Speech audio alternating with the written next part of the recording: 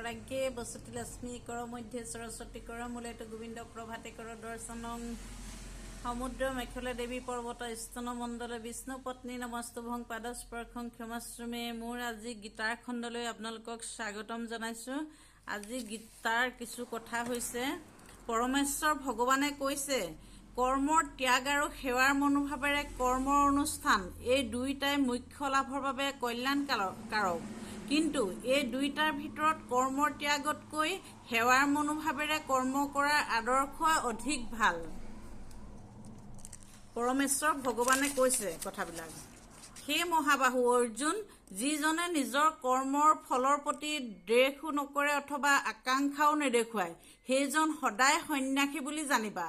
সেই মানুহজনৰ সকলো বিপৰীতধৰ্মী বস্তুৰ প্ৰভাৱৰ পৰা মুক্ত। তেওঁ সহজেই সকলো জড়জাগতিকৰ বন্ধনৰ পৰা হাত সাৰি সম্পূৰ্ণভাৱে মুক্তি লাভ কৰে। কেৱল অল্পজ্ঞানীসকলেহে ভক্তিৰে কৰা সেৱাৰ পৰা ভৌতিক জগতৰ বিশ্লেষাত্মক অধ্যয়নৰ পৃথক বুলি কয়। যিসকল প্ৰকৃততে পণ্ডিত তেওঁলোকে কয় যে যিজনে এই দুইটাৰ এটাকে ভালদৰে অনুসৰণ কৰে তাতে তেওঁ দুইটাৰ ফল লাভ কৰিব পাৰে। যি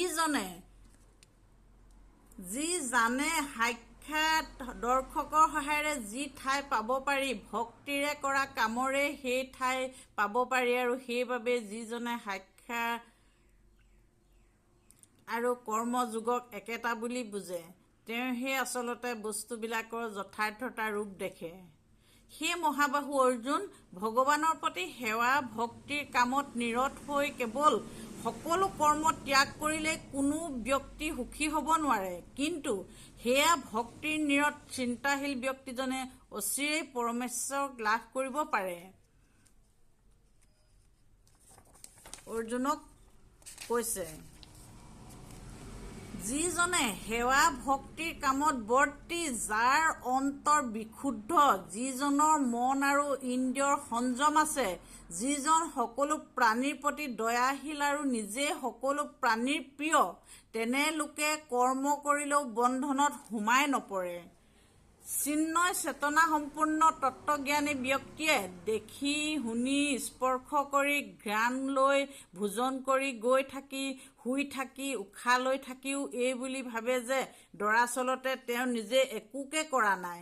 কথা কওঁতে, ত্যাগ কৰোঁতে, গ্ৰহণ কৰোঁতে, চকু মেলোঁতে বা চকুৰ প্ৰেছাৰ পেলাওঁতেও ইয়াকেই ভাবে যে কেৱল ইন্দ্ৰিয়বিলাকেহে ইন্দ্ৰিয়ৰ বিষয়বস্তুৰ লগত সম্পৰ্ক ঘটিছে আৰু তেওঁ সেইবিলাকতকৈ পৃথক। যিজনে অখৰিত্ৰী হৈ কৰ্ম কৰে আৰু সমস্ত কৰ্মফল ভগৱানৰ নামত সমৰ্পিত কৰে তেনেজন মানুহৰ পদুমৰ পাতৰ পানীয়ে স্পৰ্শ কৰিব নোৱাৰাৰ দৰে কোনো পাপেই স্পৰ্শ কৰিব নোৱাৰে। যোগীসকলে আত্মশুদ্ধিৰ বাবে আসক্তি ত্যাগ কৰি দেহ মন বুদ্ধি আৰু আনকি ইন্দ্ৰিয়সমূহৰ দ্বাৰাও কাম কৰি যায়। সকলো কামবিলাক কৰি যায় তেওঁলোকে। নিষ্ঠাৱান ভক্তই সেৱা ভক্তিৰ আদৰ্শৰে কাম কৰি সকলো কামৰে ফল মোৰ নামত অৰ্পণ কৰি নিৰহ নিপাতি শান্তি লাভ কৰে। আনহাতে যিজনে ভগৱানৰ লগত সংযোগ নাই, যিজনে নিজৰ কৰ্মফলৰ বাবে কামনা কৰি থাকে, তেওঁ কৰ্মবন্ধনত সোমাই পৰে।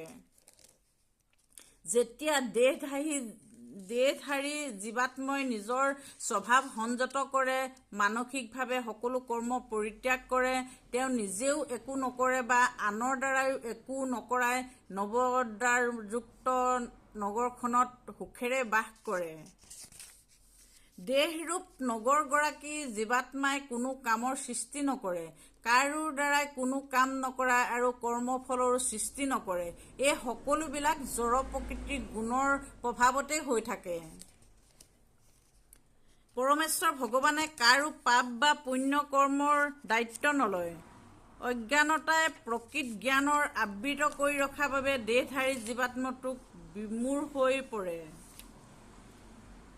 কিন্তু যিসকল অজ্ঞানতা জ্ঞানৰ দ্বাৰা বিনষ্ট হৈছে তেখেতসকলৰ জ্ঞানে সূৰ্যৰ সকলো প্ৰকাশ কৰাৰ দৰে পৰম তত্ত্বক প্ৰকাশ কৰি দিয়ে। পৰম তত্ত্ব প্ৰকাশ কৰি দিয়ে। যিসকল বুদ্ধি মন বিশ্বাস কেৱল পৰতত্ত্বতেই আৰোপিত হৈ থাকে আৰু যিসকলে কেৱল পৰতত্ত্বতেই আশ্ৰয় লয়, তেনে লোকসকল পৰিপূৰ্ণ জ্ঞানে সকলো সংশয়ৰ কালিমা দূৰ কৰি দিয়ে আৰু তেনে লোকে পোনে পোনে মোক্ষ লাভ কৰে। যথাৰ্থত জ্ঞান সম্পূৰ্ণ বিনয়ী পণ্ডিতসকলে বিদ্বান আৰু সুশীল ব্ৰাহ্মণসকলক এজনী গাইক, এটা হাতীক, এটা কুকুৰ আৰু কুকুৰৰ ভক্ষণকাৰী লোকসকলক সমদৃষ্টিৰে চায়। যিসকলে মন সাম্যভূমত থিত হৈছে তেওঁলোকে নিশ্চিতভাৱে জন্ম আৰু মৃত্যুক জয় কৰিছে। ব্ৰহ্মৰ দৰেই তেওঁলোক নিৰ্দোষ, গতিকে তেওঁলোকে ইতিমধ্যে ব্ৰহ্মতত্ত্বৰ সৃষ্টি লাভ কৰিছে। ওম অসতো মা সৎ গময়ং তমসো মা জ্যোতি গময়ং মৃত্যু মা মৃতং গময়ং। ওম শান্তি শান্তি শান্তি। মোৰ আজিৰ গীতাৰ খণ্ড ইমানতে সামৰণি মাৰিছোঁ। ধন্যবাদ।